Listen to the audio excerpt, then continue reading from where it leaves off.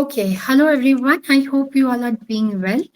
So today I have with me Chandresh Kaushik. He would be talking about male masturbation. So namaste Chandresh, how you are doing? Namaste, Sradhanjali. I'm doing great. How are you today? I'm good. I'm good. So today we are going to discuss about masturbation and the societal stigma which are given with the male figure. So the very first thing which I want to know that how does social stigma affect the mental health of a man and the self-esteem of the male also? The societal stigma usually affects the mental health as well as the sexual health of a male on a very deep rooted point in their life. Like the societal stigma is something which we are always present there. Like since we're kids, we are told about what is acceptable, what is not, and like as people grow, the desire to know our body parts, way they actually function, they work, that is something which does come up as we age. But the societal stigma always says that be it your sexual desires, your sexual interests, whatever you think about sex, or any kind of expression, be it masturbation, sex, it is taboo, it's a bad thing. So that puts a bit of a stress and anxiety on an individual. For example, as males grow, they and get into the age where the body has started to like develop. As they enter into teenage, they start to get erections. Like it's a common thing during the morning times, and even when if someone wakes up in the middle of night, it's common to have an erection at the time, which will in turn include that curiosity from inside, that we want to know why is it and how does it work, like what is it for. But the current societal stigma around sex masturbation is such an extent that the only source of knowledge for them is not reliable. It usually starts with their friend circle. It might not be as reliable. Then it slowly moves forward as most schools, like which I can like see currently, most schools do not even provide a proper sex education courses. Like I studied from a school, they had a sex education course, but it was so filtered and just about that this is sex, this is how it happens, you are supposed to do it after marriage. And at the same time, there was nothing about same sex relationships, even if were, that was in on a negative light. And when the guys they get to that age, they might not be satisfied with it, like as it's absent in most schools, even with the places where it is, they support the societal stigmas around it, the negative thoughts about it. So for them, porn, internet forums, they became the source of information for it, which in turn sets with those unrealistic expectations about sex, what's supposed to happen, and how it's supposed to happen. Thus, that stigma does also plays a role, that if they openly talk about it, they get shunned out a lot. Like I've seen in my practice that a large amount of clientele just need basic knowledge. There is no dysfunction, there is no disorders, there's not even difficulties. They just need proper information about themselves, and they need a bit of self exploration. Yes, it's pretty true. Yes. Now I just want to know that one thing that do you think masturbation can serve as a tool for the exploration of self and one's self identity? Yeah, like to be honest, when we are talking about masturbation, it serves as a pretty important tool for be it a male or a female for their own self exploration. Because if a person does not know what they like when they masturbate, they get to know about their own desires, how they come out when they actually are using their own self as they are masturbating. They get to like learn what they like in the sexual form. Like some might prefer it to be a fast pace, some might prefer it to be a slow and steady. So that's how it is. Like as they explore themselves, they get to know a bit about their own sexual likings, and as they might like move forward, they will get to know more about it. They will get to know more about the sexual preferences, which will strengthen their own confidence, because a person who knows what they like, what they want, they are more confident in terms of what they can do. Like and it's not just for their own self, it's also beneficial for their partners as well, because it gives them a better confidence and less amount of stress and anxiety related to the performance areas, because they know what they want. A self exploration as well as a self identity, which builds up a part of their confidence. Okay, okay. And now there is a concept called healthy masturbation. So, how can men differentiate between what is exactly healthy masturbation habit and compulsive behavior, which can indicate any underlying psychological issues? Okay, let's start with the compulsive behaviors. Anything becomes compulsive. Let's talk in terms of masturbation. Like during daytime, if you're spending a large amount of time preoccupied with the thoughts about masturbation or actually doing it, and then it in turn it starts to hamper your daily life, be it your social life, if you prefer to stay in and masturbate, or instead of going out with your friends, going out with your families, or even having a proper social life. Then at the same time, it's also not just on a social relationship, it also start to affect a person's sexual relationship. Because there comes a time when a person who gets so much into masturbation, they might start to prefer masturbation over having sex with their partners, which in turn like builds conflict in the relationships and does up damage to the relationship, which will require a professional's help to like even try to build it back up. But at the same time, the compulsive behaviors will start to show up in their biological areas. Like they will start to feel a large time weakness, they will be lethargic, like as they are doing it at an extent that it's not supposed to be. Like a person who goes through the compulsive behaviors, they might be doing it multiple times a day. So that does lead to a large amount of physical problems. Like they will feel lethargic. There is going to be a hormonal change which is brought about by it. But at the same time, anything, let's talk about the healthy masturbation, that is beneficial in terms that they keep in touch with themselves, they keep in touch with their inner self, the desire, the inner sexual areas. But it's not to an extent that it starts to hamper the daily life. Like there is a concept such as a healthy masturbation. As you can, if anyone can just go to Google, they can type about testosterone and masturbation. They will find a link that usually once in a week or like 3 4 days, that is a pretty great amount of time, because during that time their testosterone levels are not affected by it. But if it becomes more frequent, like multiple times a day or a daily habit will affect their life as such that they might go to a new place where they are not that much in private that they can do the act.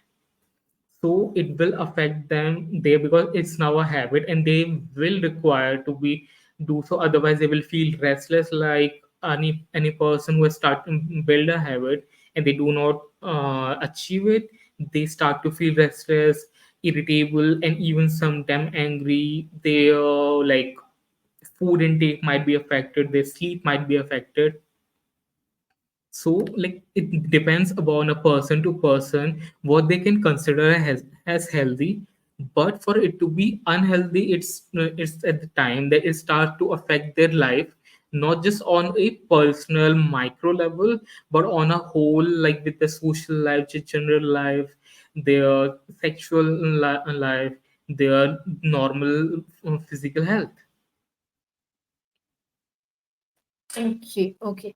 So my second last question to you, Chandresh, would be like, do you think masturbation can be viewed as a form of stress buster for many males?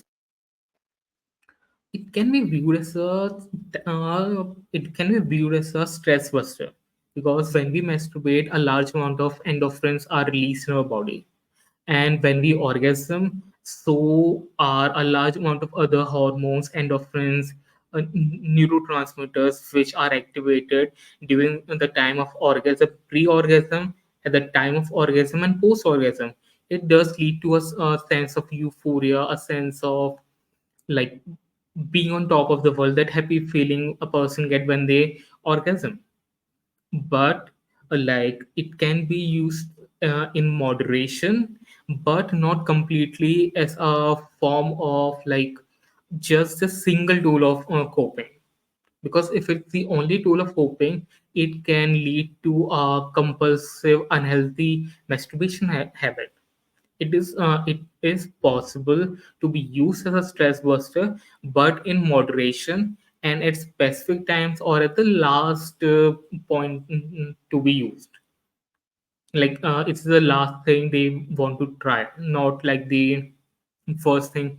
Okay, my boss didn't like the way I performed during the work hours. He didn't like what I was able to do. I didn't meet the target or something. He just gave me a earful. So instead of using some common habits like, okay, so his mood might not be good, or like rationalizing a bit of using certain other healthy coping mechanisms. Instead of that, a person if uses masturbation, they will think that this is the only way for it. It can be used, but as a fall like on a contemporary level, on a later side, not as a initial part. That's my viewpoint, to be honest. Okay, okay. Now I have seen few of the gynecologists. They say, or the even the urologists, they say that there is certain duration or there can be a specific timing for masturbating, especially before Mhm. going for foreplay or after foreplay, some sort. So, as a Mhm. psychologist, what would be your viewpoint? That is there honestly any sort of time limit for masturbation, or any time in a day, the any male, like any male figure can masturbate? It depends. See, usually in my practice, I do not try to like limit people to a specific time, because when we limit them to a time, it can be that they will start to associate that time as a sign that they need to do it.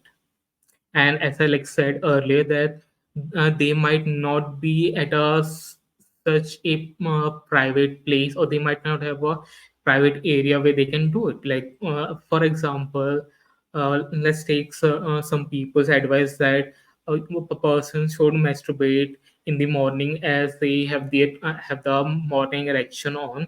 So they should use it and they should masturbate it. It is going to be stress releasing. It will provide that boost of endorphins for the day, and they will feel pretty euphoric during the day. But at the same time, if the person went to some kind of wedding, back to his own went to some kind of wedding at a relative's house or somewhere, at a place where in the morning they do not have their own private room, for one. Secondly, as it's a house of wedding or a place which is like full of festivities, in the morning time, I'm not sure that I'm sure most people are going to be using the washrooms, the restrooms, for the like the basic morning activities, like be it using it for the bathing areas, for food clothes changes. So they will not be able to do it in peace, because if they are doing it and there is someone knocking on the door, it will neither help them out, because then they're going to be rushing it. And rushing during your masturbation is not a good thing. Like from what I've read, I've experienced, that is that the more a person tries to rush, the more it affects their performance, their stamina, as they might start to depend more on a quick and easy fix instead of the proper sexual method. And at the same time, if someone is saying like at the night or at a specific time, the time thing does limit them to such, plus also will create problems as I just described through that example, because there are times when they need to release it, but they might not associate it with that, because okay, it's not the morning, it's not the night period, they just need to release it, so they might do it at a time which suits them, as well as is appropriate for their own lifestyle. Some people who might have a night shift, for them the morning might be the time they go to sleep instead of they're starting the day at. So that's also something to be considered while we like talk about specific time and masturbation, because it's more of a private thing for a person to decide, in my viewpoint, like completely, that one should do it at the time which pleases them and it beneficial for them and their own experience, in the sense that they can do it on their own pace and take the time and are not being interrupted. Okay. So my last question would be, masturbation is still a taboo when it comes to male figure. So as a sexual wellness coach, what would be your advice that about psychological well-being or the psychological aspect, or some few techniques, or like something from your side? Like in terms of psychological aspects which are related to a person's sexual well-being, or just specific to the masturbation area. Uh, Specifically for masturbation. Okay, so first thing I would just say is, whenever you're going to masturbate, or if you're someone who does it on a specific period, be sure to like maintain a proper hygiene in the pubic area, like with a proper uh, be thorough when you wash it, and be thorough when you whenever you are taking a bath, be thorough with it. And before you are doing it or after, do try and if possible like wipe off whatever the excess is with a tissue or something, and do dispose of the tissues. Like maintaining a proper hygiene in the pubic area will like improve their pleasure, as well as will make sure that there are no hygiene related problems they can face in the future. Second is never rush it, because the more they're going to be rushing it, the more likely is they will prefer this fast and more convenient way of getting the sexual pleasure, instead of the normal duration which a person gets during sex. Like the more they rush it, the more likely they are to choose it over normal sexual responses. And like thirdly, which I usually talk about, is do it on your own pace. There's no need for you to do it on a weekly basis or on a daily, whatever it is. There's no need for that. Like if you want to do it, it's well and good. But if you don't want to, there is no one who is standing over you and forcing you. Just this is your own sexual area. This is your own personal thing. So take it on a flow which works for you, but don't do it in excess, or which might become a compulsory habit. And Oh, like sometimes I even talk about what like for some people uh, unhealthy and compulsive behavior are a bit on like a daily basis also unhealthy for some, while for few once in a 2 3 or 4 days is considered unhealthy. Like this healthy and unhealthy is not based on your own areas, but is based on how and when it start to affect your life, be it relationships, family life, your work, your health, and your sexual life. okay. Okay. So thank you, Chandresh, for talking about male masturbation. Like people literally wanted to know from a male figure. So thank you so much, Chandresh, for speaking about your techniques and about the healthy concept of masturbation. So I'll catch you up for the second part of consent in the very next video. Thank you so much, Chandresh. I'll see you off. Thank you, Thank you, Sradhanjali, for the everyone. invitation. Thank Thank you. you.